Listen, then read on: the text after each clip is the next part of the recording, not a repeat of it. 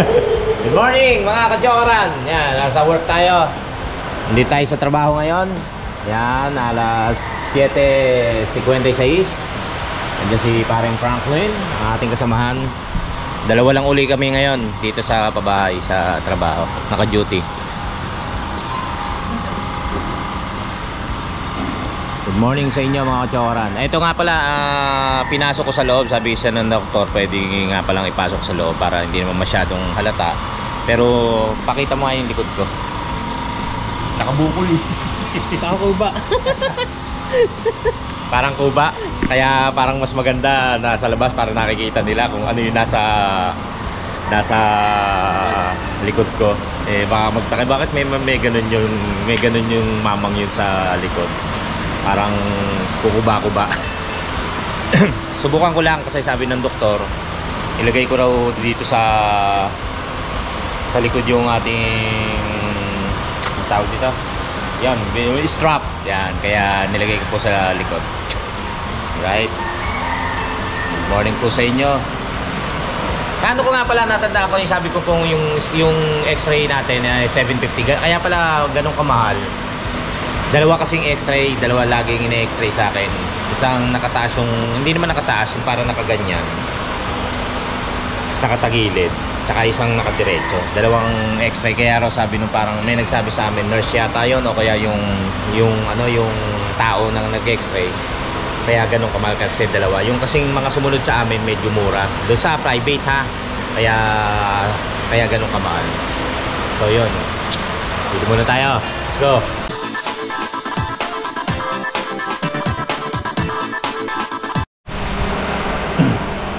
Kape po tayo. Kape po, kape. Yun po, first time ko pong matulog kagabi nang wala po yung blue strap. Blue strap ba ito? Ano pala, yung arm sling na kulay blue. Kaya na-diretso ko po ito. Itong bawal nga pala itaas. Itong aking kaliwa na ididiretso ko po habang natutulog. Pero yung pong itong strap na sa ating balikat ay hindi ko po inaayos. Kaya bibili pa rin po kami para may pang pamalit.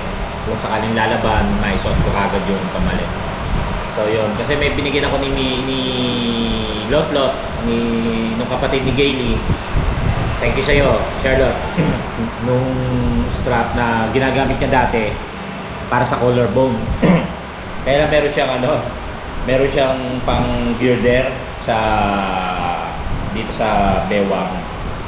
Humuhulagpos ko. Pag dinikit na gano'n, humuhulagpos. Kaya nawawala rin yun sa pinakabalikat. So hindi ko, inaano ko na lang, yung ginagamit ko rin naman. Nilalagay ko na lang nung clip para hindi ko siya bumibitaw. So, nagpabili na rin po ako kay Mrs. Nagpa-order ako para may pamalit ko. Kape po tayo. So yun, maya-maya po baka magkakape lang po tayo. Tapos lagi naman po natin ginagawa yung umiikot po dito sa babae para kung sakaling may kailangan sila. Kasi nung isang araw wala na ako, off duty na po ako. Nag-chat lang po yung kasamahan ko na ganun-ganun. May kailangan. So, pupuntahan mo namin yan. Tapos, i-check kung naayos nga. Kasi, hihingi lang po ng advice sa akin yung pagka wala po ako rito. Sasabihin ko po kung ano yung dapat gawin. Ganun, minsan naman po, pagka alam na nila, hindi na ho nila sinasabi sa akin. Pagkatapos na lang po, kasi alam naman nila na okay yung ginawa nila. So yan, tapos check ko lang naman po kinabukasan kung naayos naman.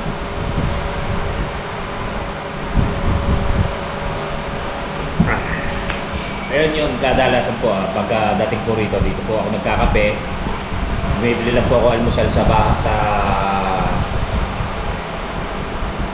labas, mga tinapay, pansit, ganyan, sinangag. Si Mrs. O kasi hindi ko na pinabibili pagkahatid po nun kay Riley. Hindi ko na ako pinabibili, kaya diretso na sa bahay. Matutulog uli. Tapos mamaya yung gigising na.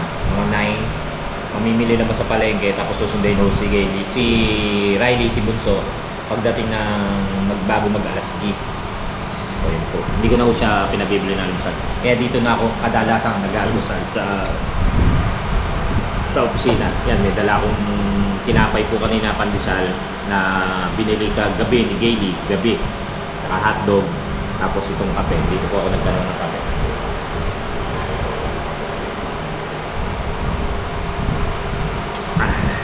Yung speaking of blue, sabi ko blue strap, yung blue card. Yung blue card po, hindi ho namin nadala pa uwi. Ang alam ko po, importante yon, yung lagi ang ibibigay sa gwardiya oras na may check up ka uli, kasi doon yung ano, yung pinaka, kaya lang wala akong binigay sa akin yung doktor, wala rin binigay kay Gailey. Tinanong ko pa ho yung doktor ko, okay na po ito lang, ano po ba kukunin ko? Binigay niya po yung request ko lang ay yung request niya sa x-ray, para iabot ko sa x-ray. Yun lang po ang inabot niya sa akin. Wala po siyang naibigay na blue card, or hindi niya binigay talaga. Kaya ang alam namin, wala. Tapos nung kinabukasan, nung nasa bahay na kami, nung kahapon, nasa bahay na kami, hinahanap ni Gailey kung may naibigay. Sabi ko, walang inabot sa atin. Yun nga, wala.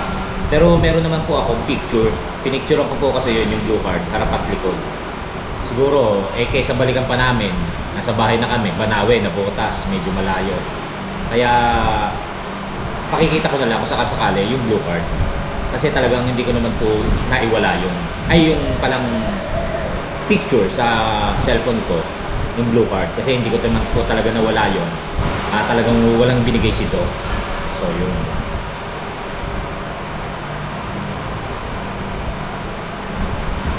Binalita ko na rin po kahapon, kasi once na ganyan po talagang ina-update ko po si Kapanalig, si Kautol. Kaya lang hirap naano ko mag-type, mahaba yung tinatype ko, binoice message ko na lang po, tapos sinesend ko sa kanya, tapos sabi ko spread the news na lang. Ibig sabihin mo na lang sa team Kapanalig, kay Kautol, kay Kadidit, kung nasaan ako, kung ano yung ginagawa ko, yun po. Tapos yung pag-uwi ko, ganun po ulit, nag-voice message ako para sabihin niya doon sa team. Tapos po kay Madam Dana, yung mga close friends ko po, sinasabihan ko po kung ano yung update natin. Tapos Sparring JP, yan, inanong ko na rin po, binalita ko yung mga ano natin, yung mga nangyayari. Well, ano naman pa ako mga nanonood naman sila, babalitaan rin po nila yung kung ano yung ating in-upload o update pala. Tapos tinanong ako natutuwa siyempre si Kapanalig, katulad yung ating mga subscriber dyan na natutuwa dahil sa kahit paano may improvement po yung ating check-up, ating balikat. So sabi niya, kailan daw ako pupunta, kung makapunta ako sa piyesta. Ang sabi ko naman sa kanya, mahirap pa nga ako, pero bala ko at may gusto kong pumunta. Talagang bala ko. Sino ba hindi gustong pumunta dyan? Diba? Simpleng araw nga, gusto kong pumunta Yung pa kaya may kasiyahan o yung merong fiesta, di ba? Kaya sabi ko sa kanya, hindi ako nangangako, pero sasabihin ko sa iyo kung pupunta ako. Kung papunta na ako, ganyan. Sabi niya, sige, i-update mo lang ako lagi. Sabi niya, hindi ka Kapanalig. Kaya sana walang aberya na mangyari. Huwag naman po sana makapunta po tayo sa fiesta ng Amayo nila Kapanalig.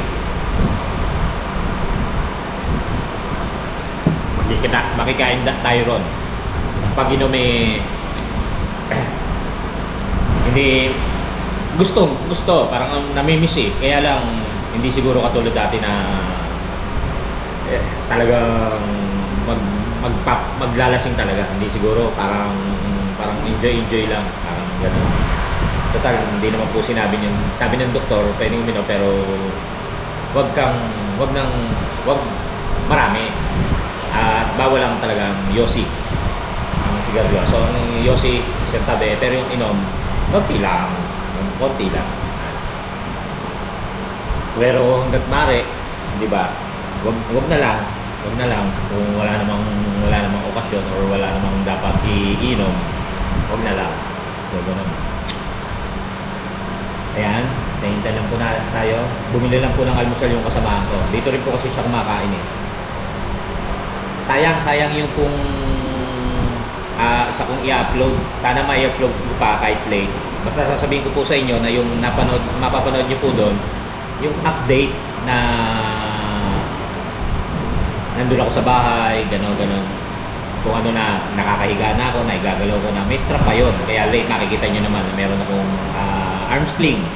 Tapos nagpagupit po ako noon. Dinala ko po kayo sa barbero.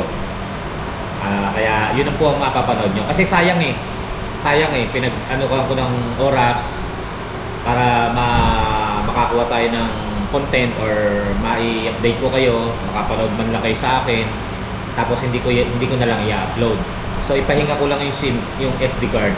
Tapos baka sakaling maipasok ko dun sa cellphone ng anak ko, baka sa kanya gumana para ma-upload ko rin. Kaya kung sakali pong mapanood niyo po yung late na yon, pasensya na po kayo. So yun. At sana lagi pong hiling na lagi po kayo nandyan na nakasuporta po sa atin. Kahit na simpleng kwentuhan lang, kahit na simpleng chika-chika, sana po nandiyan kayo palagi. Maraming salamat po. Minsan nga po pala, pinag-aaralan kong kamay ko ginaganyan-ganyan. Kung kaya bang magmaneho. Single siguro po, yung single na motor, dito lang naman. Kasi minsan, nahiyarin po ako kay Mrs. eh. Sinusundo niya ako eh. Pero okay lang naman yun, sigurado. Okay lang kay Gilly na sinusundo niya ako. Gusto ko yung kung kaya ko ba, ang hindi ko lang po alam, yung pagta-tricycle talaga. Siguro talagang ano muna, ipapahinga, sobrang pahinga, yun, yung kasi para sa healing process, huwag mo nang maggagalaw. Kasi kung ano talaga, kung babiyahe po ako persa. Kasi may sidecar eh, di ba? Tapos pagliliko yan, o kaya, pero huminto, so kailangan mo umatras, so iatras mo yan. Kasama yung kamay na hinihila, baka mawala ako sa sarili na bigla akong maigalaw to ng hindi tama, biglang sumakit, di ba? Sayang yung back to zero. Ako. Kaya pero iniisip ko lang po kasi parang nangihinayang po ako sa mga araw na dadaan na wala pong kita. Kasi po yung kita ko po, yung sweldo ko po rito, nakikili po yan. Yung ATM ko po, nasa asawa ko po yan. Meron po doon na allowance ko, naikwento ko na po dati ito eh. May allowance po ako doon. Yun naman po ang pinanguhulog sa tricycle. Yun. Bali 2 years pa po yung tricycle. Yun po ang inuhulog doon sa tricycle. Nag-loan po kasi ako sa bangko para makakuha ng tricycle. Diba? Panghanap buhay naman po, hindi pa sarili. Saka yan pong camera, yung ating pong GoPro, doon ko po kinuha yan. So, yung allowance ko po, pinanguhulog po doon sa tricycle at sa camera. Kaya, zero po ako, zero. Kung hindi po ako babiyahin ng tricycle, wala akong budget. Kaya, maraming salamat po sa mga nag-sponsor, mga nagbigay po ng tulong pinansyal. Kasama na si Kapanalig. Para doon po sa pagtustos, alam mo, pambili ng mga vitamins, pamasahe, mga pamasahe ko po sa pang-araw-araw, yun, yung pagpapacheck up, ayun po. Tapos kung may kailangan bilhin sa bahay kahit paano, di ba, yun po ang pinagagastos ko. Kasi po wala tayong bala sa bulsa, kundi doon po sa naibigay niyo pong suporta sa akin. Kaya maraming salamat po. Tulad nga po niyan, alam mo, may kailangan po sa bahay, bibili po ako noon. Hindi ko pwedeng hingin sa budget po ni Gaby yun, di ba? Kaya ang sa akin naman po, ang punto ko po sa pagkukwento ko pong ito, yung lubos na pasasalamat, na tuwan-tuwa po ako na may kayo po na na sumuporta, na nagbigay ng pinansyal. Talagang malaking tulong po. Hindi lang po sa pinansyal ha, kasi napakalaking bagay na rin po yung simple yung pangangamusta at pagdarasal, napakalaking bagay na po yan. Yung pangangamusta nyo po at patuloy na pagdarasal sa kagalingan ko po. Ganun po ni Keka Panalig din po. Doon din po, lubos po kaming nagpapasalamat. Buong pamilya po namin yan. Maraming salamat po. Kumbaga naikwento ko lang po yung mga yan, sa pagka-tricycle kasi nagsimula tayo ron. Pero sa simpleng pangangamusta, sa taos-pusong pagdarasal nyo, lahat po yan, buong puso po namin pinagpapasalamat po sa inyo yan. At nawa, ang maibabalik ko lang naman po sa inyo, maibabalik namin ng pamilya namin sa inyo, parehong pagdarasal din. Nanawa, lagi kayong nasa mabuting kalagayan. Lagi ko naman po sinasabi yan. Sa mampung sulok tayo ng mundo, ng buong Pilipinas, nawa, safe po tayo. Kasama po kayo sa panalangin namin. Kaya maraming po salamat sa inyo. Kaya mahal na mahal ko kayo mga kachokaran.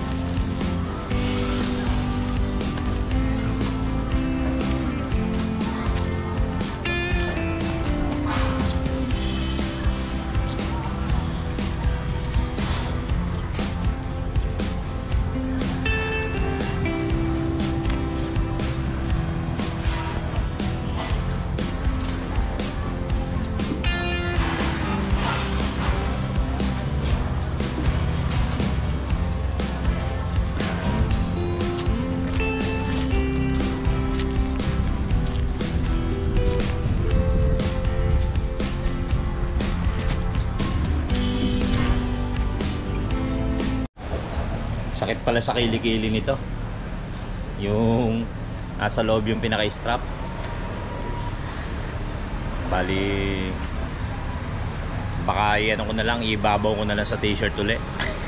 Subok lang naman hanggang mamaya, hanggang sa pag-uwi natin. Baka magkahalas pa ako nito. Subukan lang natin. Kumbaga tinatago nga lang Kaya lang kita pa rin sa likod nakaumbo.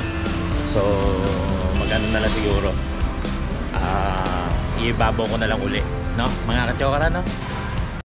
Time check mga kachokaran, 11:49 na po ng umaga. Magtatanghali na po at nag PM po ako kay Mrs. na baka pwede akong dala ng pagkain dito. Pero sabi niya nga, dadalan niya naman talaga ako ng pagkain. So ayan pa si Frank. Saan ba si Frank? Ayun. Hintayin ko lang po si Mrs. Kainita, nakakahiya naman. Kaya lang wala tayong magawa kesa umuwi at babalik pa. Ganun din, madodoble pa yung gastos. Willing naman siyang dalan daw ako ng pagkain. So hintayin ko lang po si Mrs. para dito na lang po ako kumain.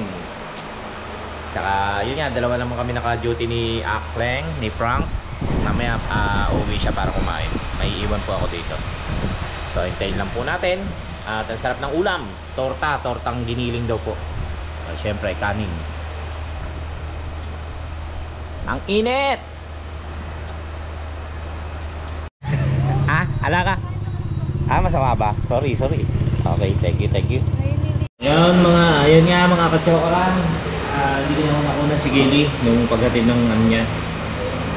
Mainit kasi, saka medyo nahihilo raw. So ito ang dala niya sa akin, kanin. Pinaplastic ko na lang ko para meron naman tayong plato rito. Tortang giniling. Kain po tayo. Gutom na ako. Ayun o. Kain po mga kachokaran. Let's go. Ang ating pong ulam, tortang giniling at kanin. Kanin at ulam pala. Kain po mga kachokaran. Frank, kain!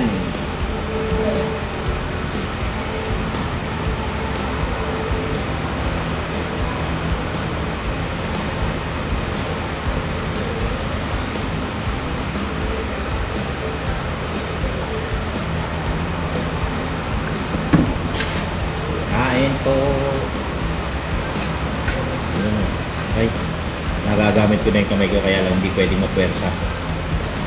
Umaano rin. Yung ganito ko, medyo exercise ko.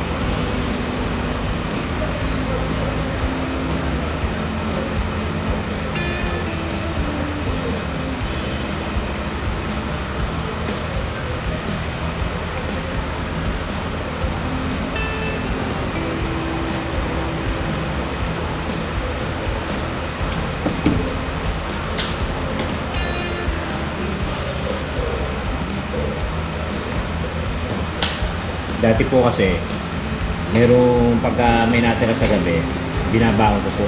Yun na lang, kaya hindi na ako kailangan umuwi or pagpadala pa o kumuha sa amin. Ngayon na walang natitira eh.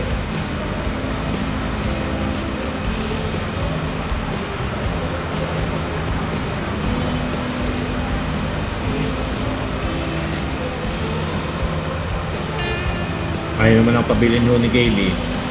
Kaya nga naman, meron ng pagkain sa amin. Ba't pa ako bibili?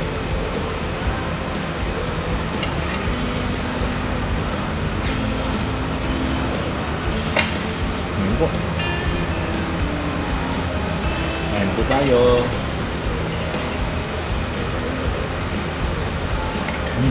Sarap.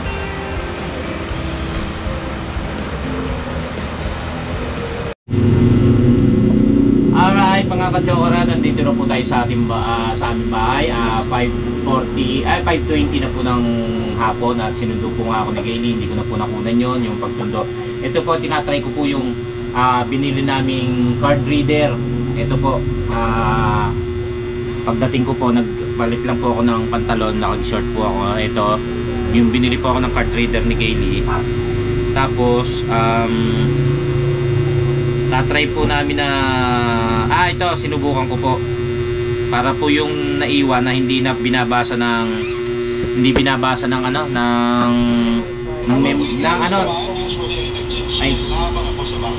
hindi binabasa ng cellphone ko. Susubukan ko po kung babasahin na ngayon. Kaya ito po, para ma-upload ko po yung sinabi ko po sa inyong hindi ko po na-upload. Panoorin nyo kahit like upload. Pakisabi, narinig ka nila. Late upload. Oh, narinig nyo naman pakiusap. Kahit late upload, pakipanood nyo naman po. Okay. Ito po, tinatry po natin. Ito po yung aking gagawin ngayon. Pero hindi ko po siya makita. Balik tayo, balik. Yan, tatry po namin. Basta panoorin nyo po ako yung i-upload ko po uli na mauna po dito. Yan sa pinanonood nyo ngayon. Kasi sayang naman po ito. Ayun nga mga ka-chokaran, pasensya na po kayo at hindi ko na talaga po ma-recover yung video na gusto kong ipapanood sa inyo. Pero simpleng ano lang naman po yan, simpleng update ko lang po dito sa bahay kung ano po yung nangyari nung mga hindi pa ako nagpapa-check up tsaka yung pagpapagupit ko. Kaya gusto ko lang din ipapanood sa inyo. Siyempre sayang din naman po yun. Kaya lang hindi ko na talaga po siya ma-recover, hindi na po siya mabasa ng CP ko. So wala na, no choice po tayo, kaya hindi ko na po siya isasama rito sa video. Anyway, maraming salamat po sa lahat ng sumusuporta at na patuloy na tumatangkilik po sa ating video at sa ating vlog. Huwag na po kayong magsawa sa panonood at pagtangkilik. Ganun din po sa ating mga silent viewers, sa mga OFWs, mga ka-chokarans, Team Kapanalig, Sobert Fam. Yan, maraming salamat po sa mga pagsuporta at pagsubaybay niyo po sa atin. Naway huwag po kayong magsawa.